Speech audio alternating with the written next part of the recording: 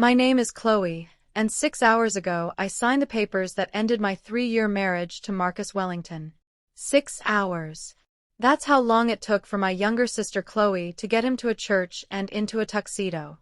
The ink on my divorce decree was probably still wet downtown at the courthouse, and here I was, standing in the parking lot of St. Michael's Chapel, staring at the same venue where I'd said my own vows, watching guests file in for round two.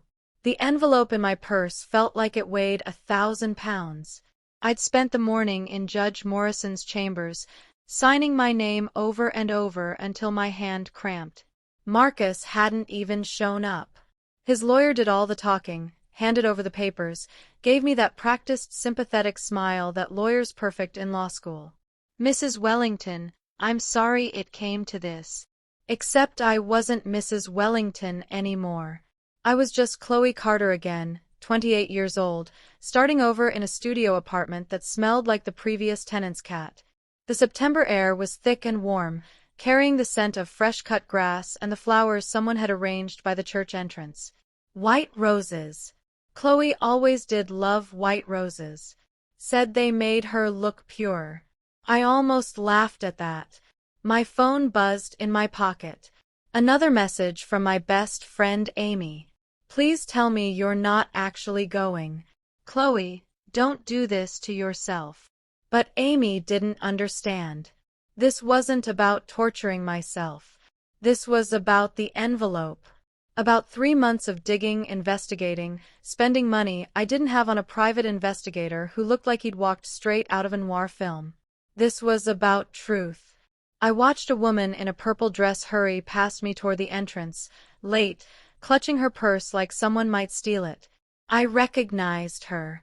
Janet Holloway. She'd been at my wedding too, had told me what a lovely couple Marcus and I made, how we'd have beautiful children someday.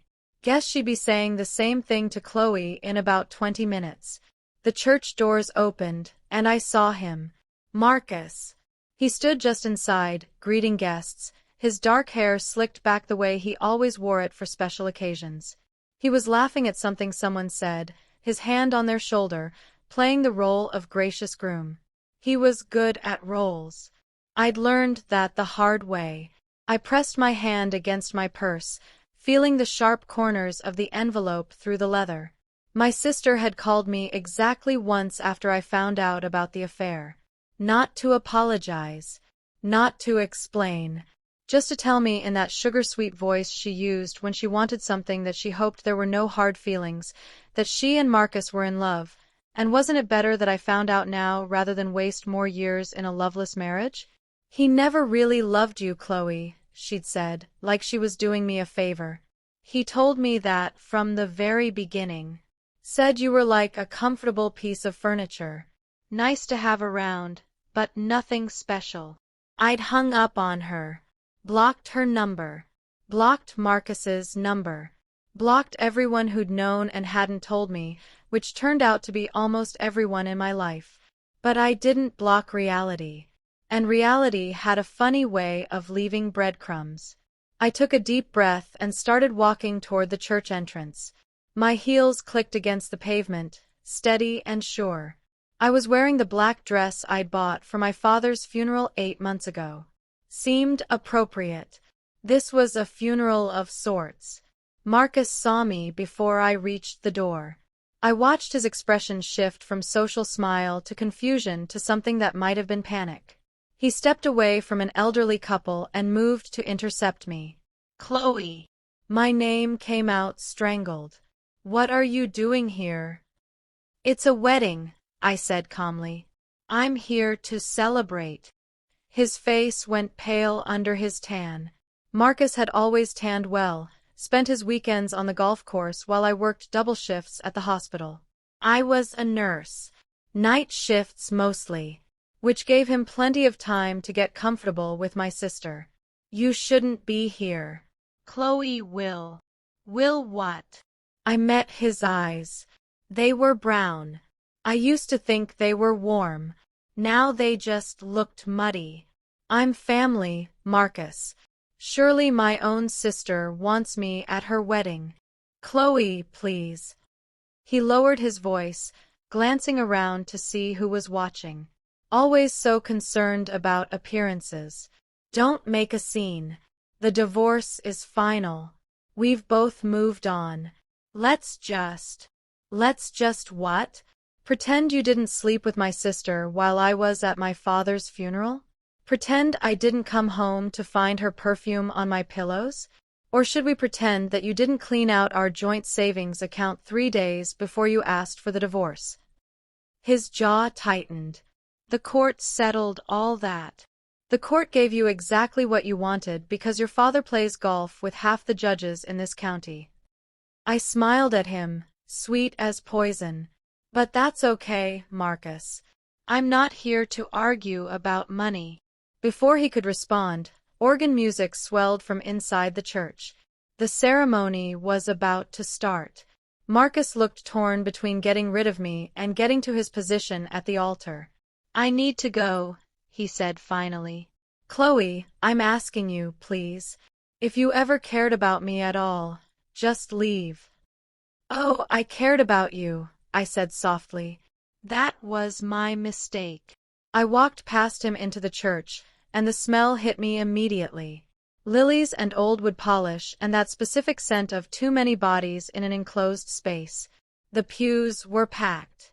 Chloe had always been popular, always had more friends than she knew what to do with. Shallow friends who cared about appearances and Instagram photos, but friends nonetheless. I found a seat in the back, tucked into the corner where I could see everything but wouldn't be immediately noticed. My purse sat heavy on my lap. The music changed. The bridal march began. Everyone stood, turned toward the back where Chloe would make her entrance from the side room. And then there she was. My sister looked beautiful. I hated that I had to admit it, but she did. The dress was ivory, fitted at the bodice with a flowing skirt that probably cost more than my rent. Her blonde hair was pinned up in an elaborate style, and her makeup was flawless.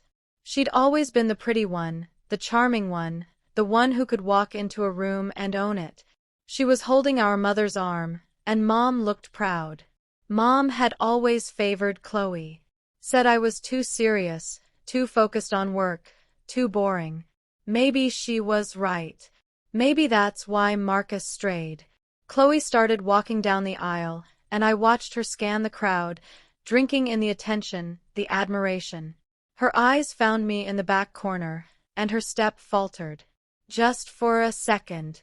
Then that practiced smile returned, wider, sharper. She'd seen me. Good. The ceremony proceeded like ceremonies do. The priest talked about love and commitment and sacred bonds. I wondered if he knew the bride had been sleeping with the groom while the groom was married to someone else. Probably not. Priests tended to take people at their word. When they got to the vows, I felt my stomach turn. Marcus was saying the same words he'd said to me 3 years ago. The same promises. The same lies wrapped up in pretty language. Then the priest asked if anyone objected. The church went silent. It was always silent at that part. No one ever actually objects. That's just in movies. I stayed quiet. This wasn't the moment. Then by the power vested in me. Wait. The word came from my mouth before I'd fully decided to say it. Every head in the church turned toward me. I stood up slowly, my purse in my hands. Chloe's face went from radiant bride to furious in half a second. Chloe, so help me. I'm not objecting, I said calmly.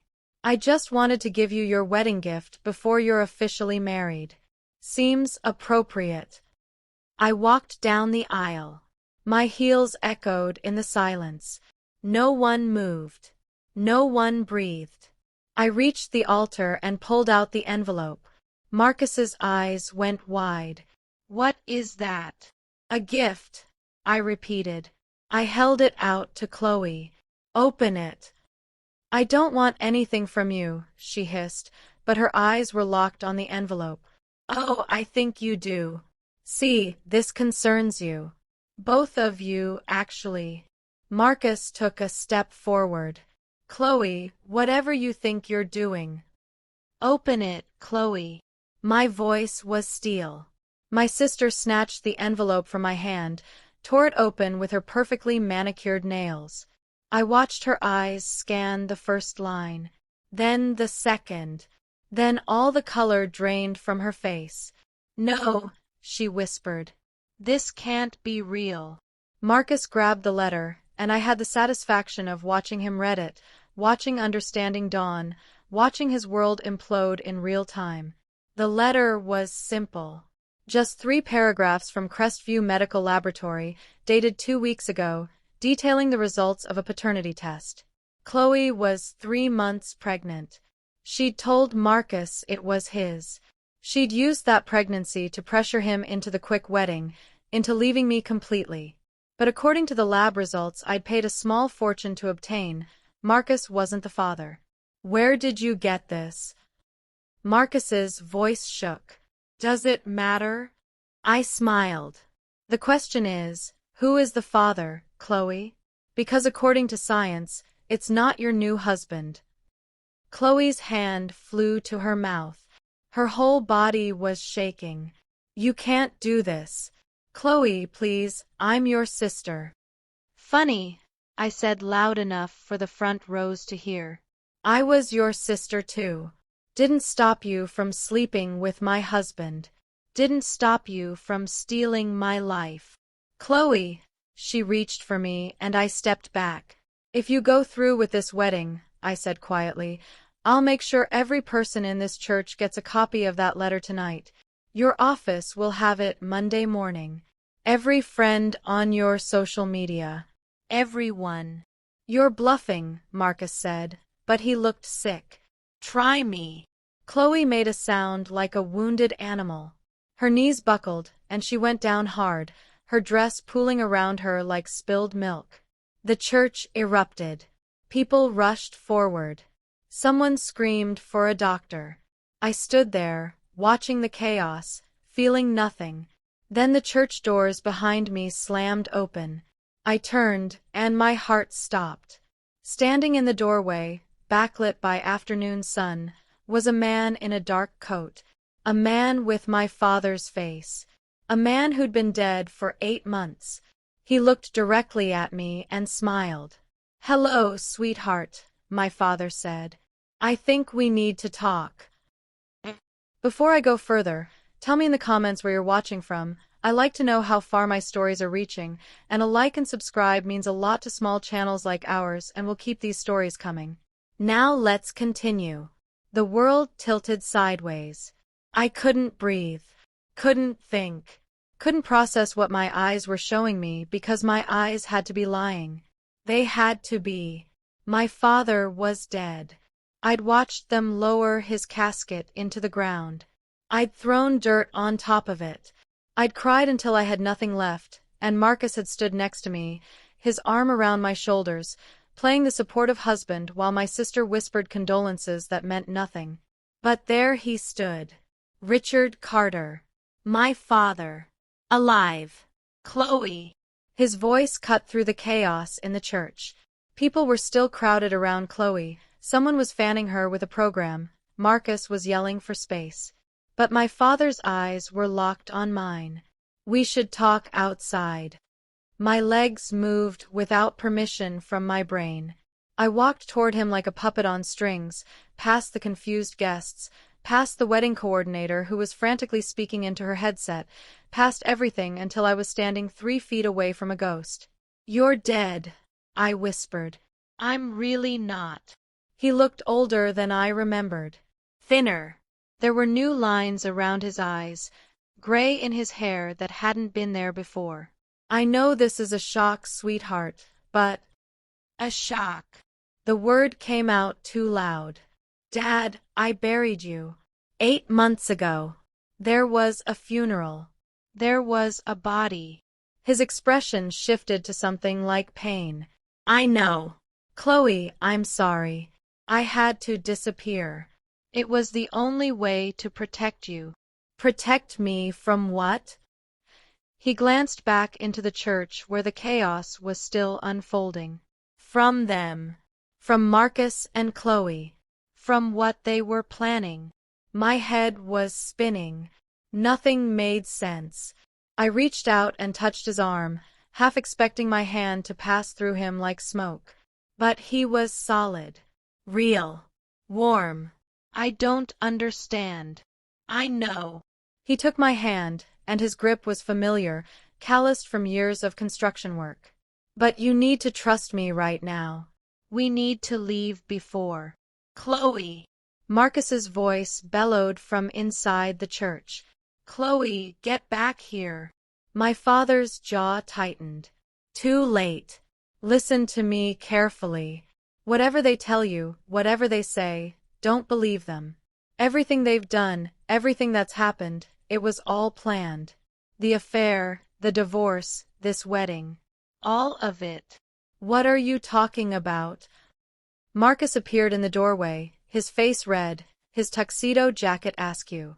He froze when he saw my father. The color drained from his face so fast I thought he might faint like Chloe. No, Marcus breathed. No, you're supposed to be dead. My father's voice was cold. Yeah, that was the plan, wasn't it, Marcus? Too bad plans change. I looked between them, my mind racing. Someone explain what's happening right now. Marcus's expression shifted, and I saw him calculating, trying to figure out his next move. He'd always been good at that. Good at reading a room, adapting his story. Chloe, your father, he's not who you think he is. He's dangerous. The reason he disappeared. Stop talking. My father's voice was sharp. You've done enough. He faked his own death, Chloe, Marcus continued, his voice taking on that reasonable tone he used when he wanted to convince me of something. He was in massive debt. Gambling. He owed dangerous people money. The death was staged so he could collect the life insurance and disappear. I felt like I'd been slapped. What? That's a lie, my father said. Chloe, don't listen to him. Is it? Marcus took a step closer. Ask him about the $200,000 policy. Ask him where that money went, because you sure as hell didn't get it. He was right about that. The insurance company had rejected the claim, said there were irregularities. I'd been too devastated to fight them on it, too broken to care about money. The insurance was a setup, my father said. Marcus and Chloe, they forged documents, made it look like I'd taken out policies I never authorized. They wanted me gone, wanted you isolated and vulnerable. That's insane, Marcus said, but his voice cracked. Is it? My father pulled something from his coat pocket. A folder. He handed it to me. Open it.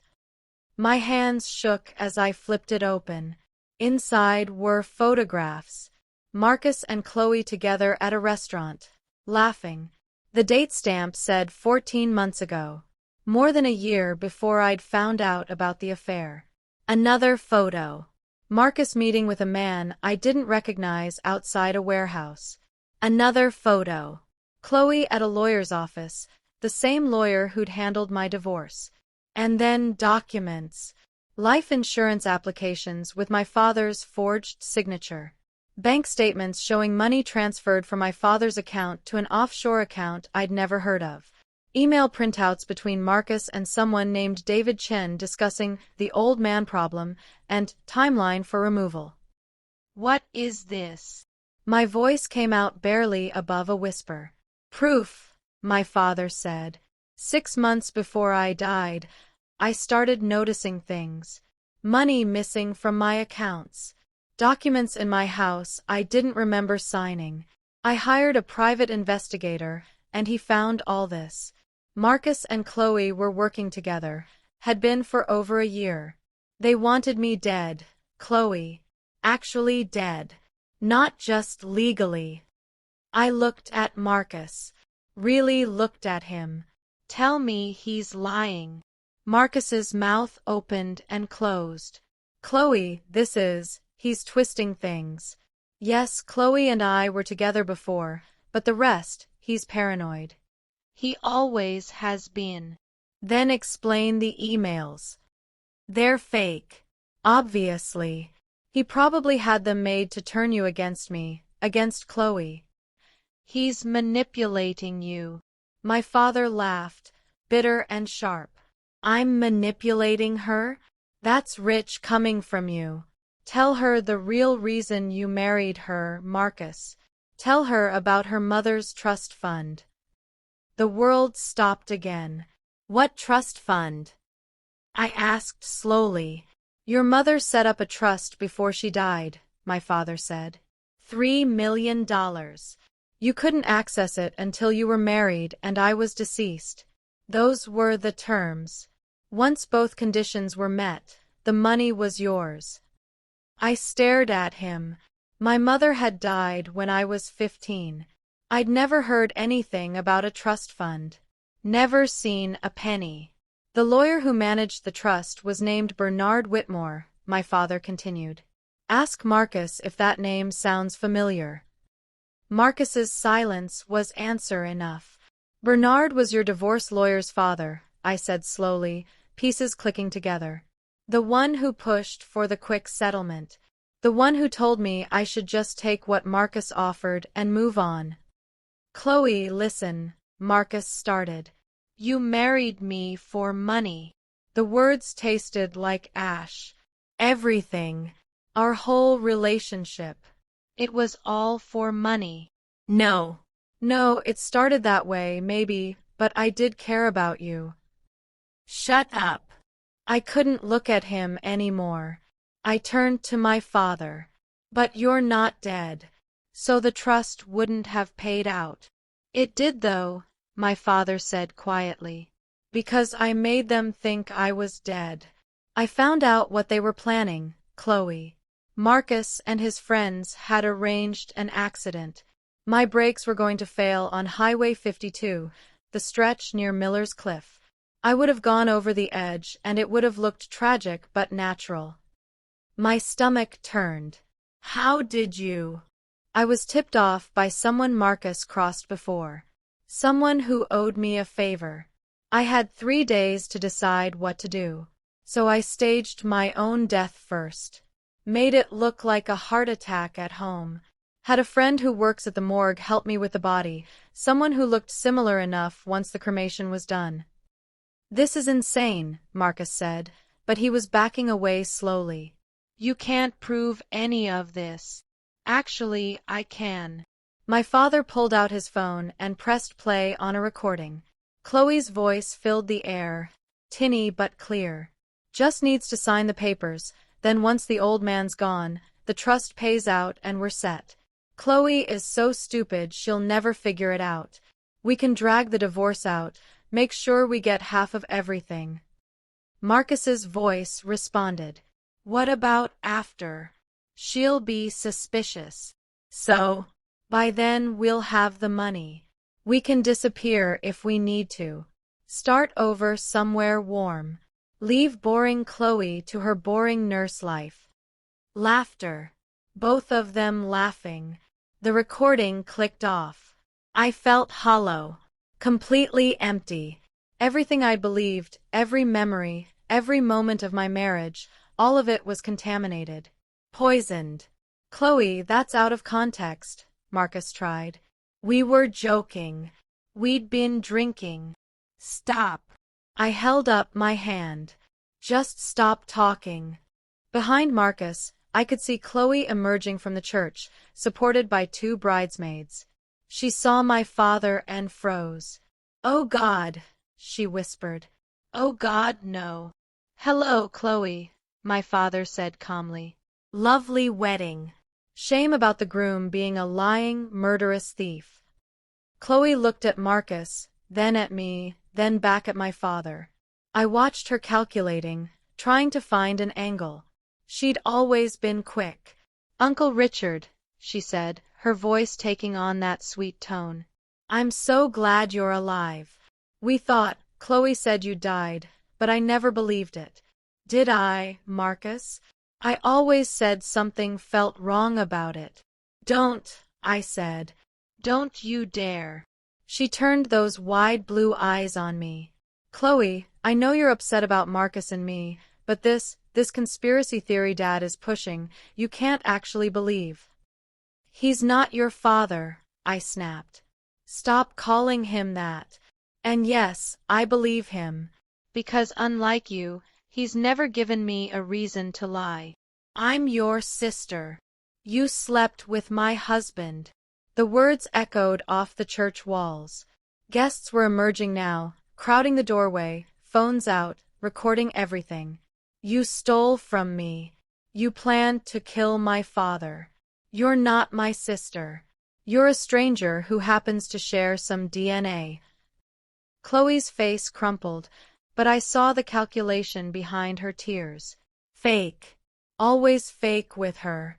Marcus, do something, she pleaded. But Marcus was looking at my father, and I saw real fear in his eyes now. What do you want? Money.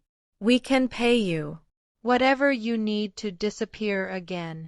I don't want your money, my father said. I want justice. And Chloe deserves the truth.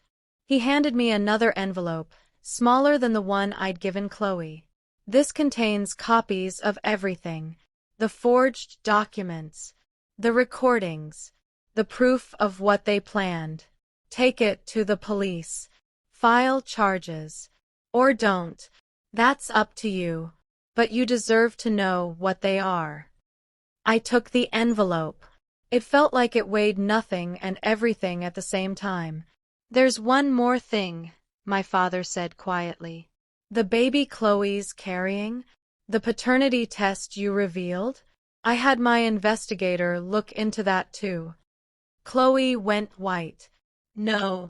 The father is David Chen, Marcus's business partner. The same David who was supposed to arrange my accident. Marcus spun on Chloe. What? It was one time. Chloe shrieked. One time, Marcus and I was drunk, and you were being distant. I was distant because I was planning our future. Marcus's voice cracked.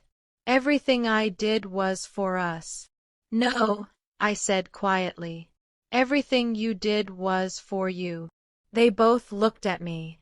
The perfect couple, tearing each other apart in front of 200 witnesses and a priest who looked like he wanted to be anywhere else.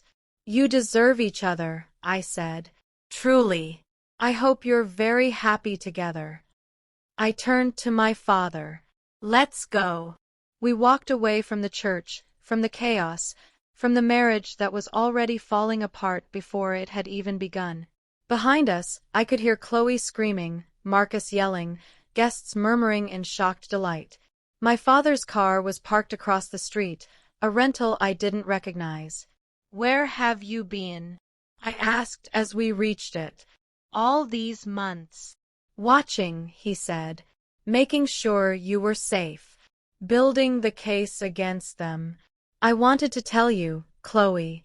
Every day I wanted to tell you. But I needed proof first. I needed to make sure when this all came out, you'd believe me. I looked back at the church. At my sister in her white dress. At my ex-husband in his tuxedo. At the life I'd thought I had that had never been real. The trust fund, I said. The 3 million. Where is it? My father smiled. Frozen. I filed an injunction the day I died. Claimed fraud. The money's been sitting in legal limbo for 8 months. Marcus and Chloe never got a penny. A laugh bubbled up from my chest. Real laughter. The first genuine emotion I'd felt in so long. So all of this, everything they did, it was for nothing. Not nothing, my father said gently. It showed you who they really are. That's worth something. I nodded. He was right. I pulled out my phone and dialed a number I'd saved but never called. Detective Morrison, the investigator my father had mentioned in his files. Detective, this is Chloe Carter. I have evidence I need to turn over regarding fraud, conspiracy, and attempted murder. My father squeezed my shoulder as I talked, laying out everything, arranging to meet at the station. When I hung up, I felt lighter than I had in years. "What now?" I asked. "Now?" My father opened the car door. "Now we get you your life back. The real one. The one you deserved all along." I slid into the passenger seat, and as we pulled away from St. Michael's Chapel, I didn't look back. Not even once. 3 months later, I stood in front of floor-to-ceiling windows overlooking the city, holding a glass of champagne I hadn't touched. The law office of Chen and Associates had a nice view. Ironic, considering David Chen was currently sitting in a holding cell awaiting trial for conspiracy to commit murder. His former office had been converted into a conference room, and that's where we were gathered. Me, my father, 2 lawyers, and a woman from the trust management company. "Ms. Carter, if you'll just sign here," the woman said, sliding papers across the polished table. The trust fund will be released into your account within 48 hours. $3 million. Money my mother had saved, invested, protected for me. Money that Marcus and Chloe had schemed and lied and nearly killed for. Money they would never see. I picked up the pen and signed my name. Chloe Marie Carter. Not Wellington. Never Wellington again. "Congratulations," the woman said with a professional smile. "I'm sorry it took so long to resolve." "It was worth the wait," my father said from beside me. He looked healthier now. 3 months of not hiding, not running, not pretending to be dead had done wonders. The gray in his hair suited him. When we left the office, the afternoon sun was warm on my face. Fall was turning to winter, leaves crunching under our feet as we walked to my father's car. Not a rental this time. He'd bought a truck last month, something practical and sturdy, just like him. "Lunch?" he asked. "Actually, I have somewhere I need to be." He raised an eyebrow. Yeah. I smiled. "Want to come?" 20 minutes later, we pulled up outside St. Michael's Chapel. The same church where Chloe's wedding had imploded. My father glanced at me. "You sure about this?" "Positive." We walked inside together. The church was empty except for Father Michael, the priest who'd been presiding over the disaster 3 months ago. He looked up from where he was arranging hymnals and smiled when he saw me. "Chloe," he said warmly, "I was hoping you'd come." I said I would. He nodded toward the side room. "Everything's ready." My father looked confused. "Chloe, what's going on?" "You'll see." I led him to the small chapel off the main sanctuary, the one used for private services and small gatherings. Inside, about 15 people were waiting. Amy, my best friend, who'd stood by me through everything. My cousin Jennifer and her husband. A few friends from the hospital. And in the front, looking nervous in a dark suit, was Daniel. Daniel Martinez. The private investigator my father had hired. The one who'd uncovered everything, who'd worked tirelessly to build the case against Marcus and Chloe. The one who'd called me 2 months ago to update me on the legal proceedings and ended up talking to me for 3 hours about everything except the case. We'd had coffee the next day. And the day after that.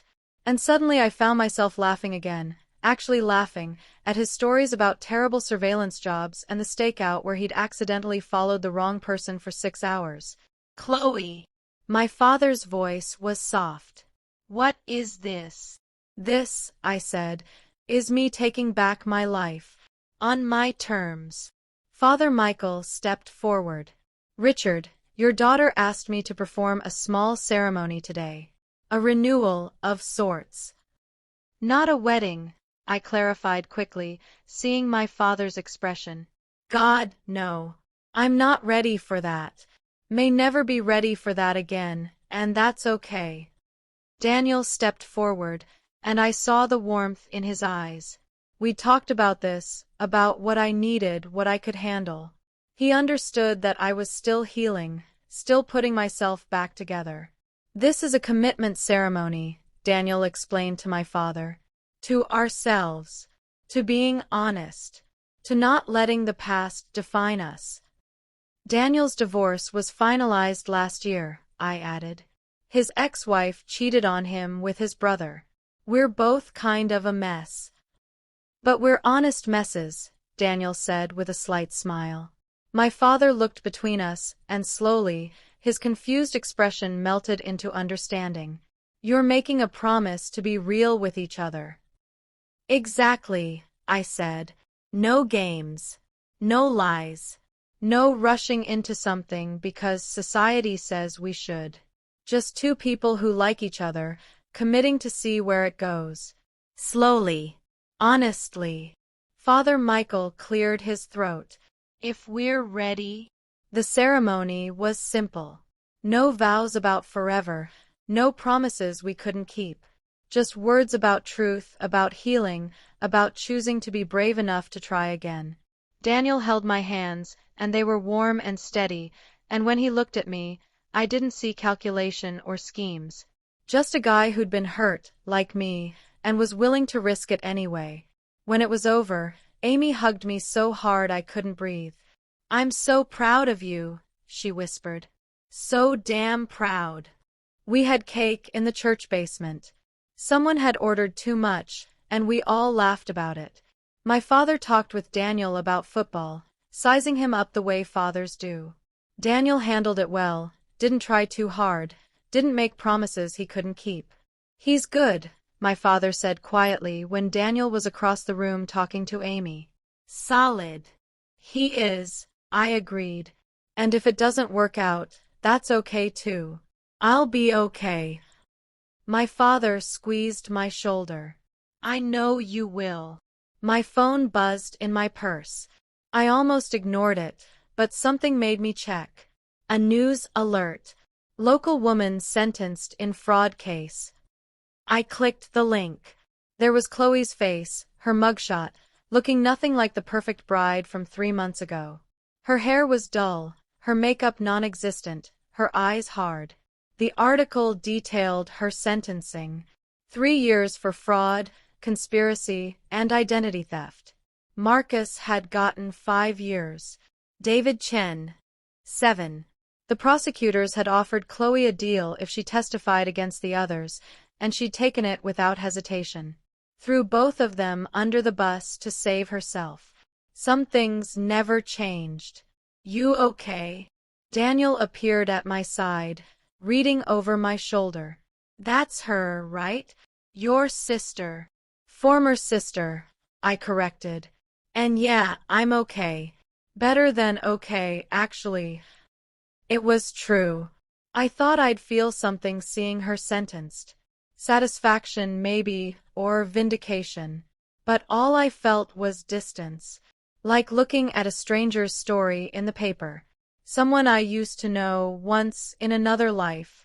The baby. I asked my father quietly. Born last month, he said. A boy. David Chen's parents took custody.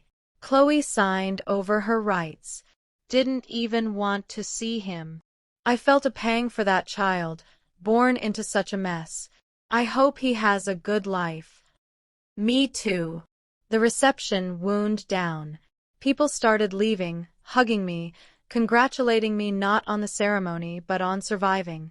On being strong. On choosing myself. When it was just me, my father, and Daniel left, we stood in the parking lot in the fading light. I'm going to head home, my father said. You two go have dinner. Celebrate properly. Dad. I stopped him. Thank you. For everything. For being alive. For fighting for me. His eyes got misty. Sweetheart, you're my daughter. I'd do anything for you. I'd die for you. Or fake dying for you, apparently. We laughed, and I hugged him tight. When he drove away, Daniel turned to me. Dinner? He asked. Actually, I said, I have one more stop to make. We drove across town to Rosewood Cemetery. The sun was setting, casting long shadows across the headstones. I found the plot easily. I'd been here enough times. Richard Carter, the headstone read, "Beloved Father." The dates were wrong, obviously. The whole thing was a lie. "I'm having it removed next week," I told Daniel. "Seems wrong to leave it up when he's not actually dead." "What will you put in its place?" Nothing. I knelt down, touching the cold marble. "This plot belongs to my mother. She's here. Really here. Her ashes are buried right next to this fake grave.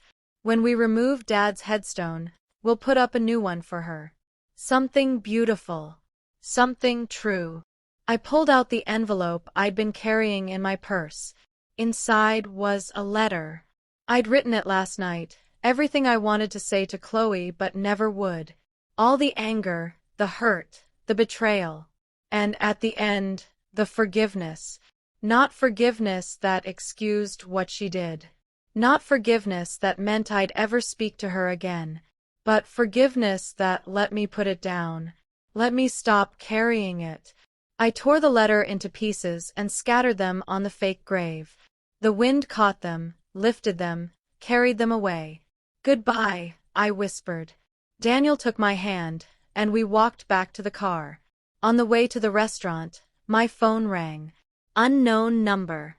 I almost didn't answer, but something made me pick up. "Chloe." A woman's voice. Hesitant. "It's Mom's lawyer. Bernard Whitmore's widow. I need to talk to you about something." My stomach tightened. "What?" "Bernard left a confession. Before he died last month. About the trust fund, about his involvement with Marcus. But there's more. There's another account. Your mother set up 2 trusts, not one. The second one, Bernard hid it. It's been collecting interest for 13 years. I pulled over to the side of the road. "How much?" Including interest and dividends, just over $7 million. The world tilted. "I'm so sorry," the woman continued. Bernard was involved in so many schemes, and when he got cancer, he wanted to clear his conscience. He left instructions for me to contact you. The money is yours. It always was. There are no conditions this time. No requirements. It's just yours. I sat there, phone pressed to my ear, trying to process. $10 million total. Money I'd never expected. Money that Marcus and Chloe had killed for, lied for, destroyed their lives for. And they'd never known about the second trust. Never even got close. "Ms. Carter? Are you there?" "Yeah," I managed. "Yeah, I'm here." We made arrangements to meet. When I hung up, Daniel was looking at me with concern. "Everything okay?" I started laughing. Couldn't help it. Deep, genuine laughter that came from somewhere in my chest where I'd been holding all the pain. "It's more than okay," I said. "It's perfect. Everything is absolutely perfect." I told him about the call, about the money, about the beautiful irony of it all. He laughed too, and then he kissed me. Soft and sweet and full of possibility. "What will you do with it?" he asked. "The money." I thought about it. About my studio apartment. About my nursing job that I actually loved.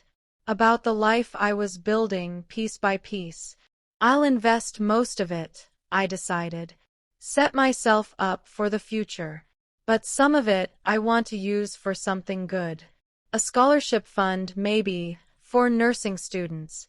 In my mother's name. Something real. Something that helps people." That sounds perfect. We drove to dinner, and over pasta and wine, we talked about everything and nothing. He told me about his daughter from his first marriage, how she was adjusting to the divorce.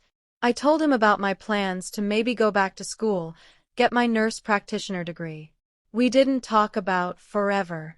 Didn't make promises we couldn't keep. We just existed together in that moment, two broken people choosing to be brave.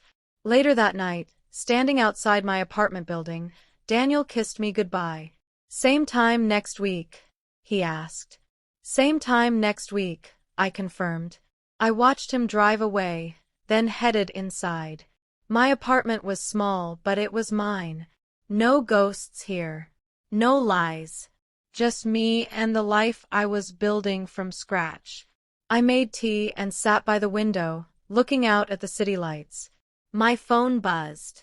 A message from my father. Proud of you, sweetheart. So damn proud. I smiled and typed back. Proud of us both. We survived. And we had. Against all odds, against all the schemes and lies and betrayals, we'd survived. I was 28 years old, divorced, semi-dating a private investigator, and richer than I'd ever imagined. My sister was in prison. My ex-husband was in prison. The people who'd tried to destroy me had destroyed themselves instead. And I was free. Really, truly free. I raised my tea cup to the window, to the city, to the future I couldn't predict but was no longer afraid of. To survival, I whispered. And to whatever comes next. The night stretched out before me, full of possibility. And for the first time in years, I wasn't afraid of it. I was ready.